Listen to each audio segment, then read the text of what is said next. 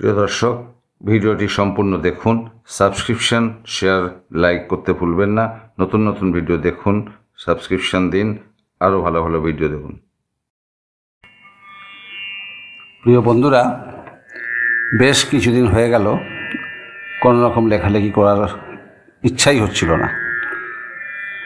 সবটাই নেতিবাচক খবর, এত লোকের চাকরি চলে গেল, এইসব নিয়ে সত্যি যন্ত্রণার মধ্যেই ছিলাম বা আছি। আজকে হঠাৎ কি মনে হলো কিছু একটা লেখার চেষ্টা করেছি। নাম দিয়েছি ভিগ্নির চর। চলুন ভিগ্নির চরকে দেখি।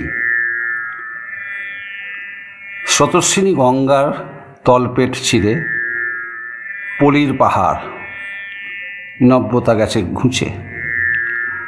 চরের মাটিতে কেউ চাষ করে, কেউ টিন সেট মাথায় দিয়ে দুপাশে মাটির গাঁথনি করে বসবাস করে। জীবন জীবিকা সবই ওই গঙ্গার বুকে পলির পাহাড়ে। রাজনীতির ব্যক্তিত্বরা ফি বছর দুবার আসে, একবার বর্ষায় এলে আর একবার ভোট ভিক্ষা করলে। যারাই আসেন সবাই প্রতিশ্রুতি দেন ওই ভিগ্নির চরের মধ্যে মঞ্চ বেঁধে। কোনো কোনো এলাকায় জমির পাট্টা বিতরণও হয়ে গেছে।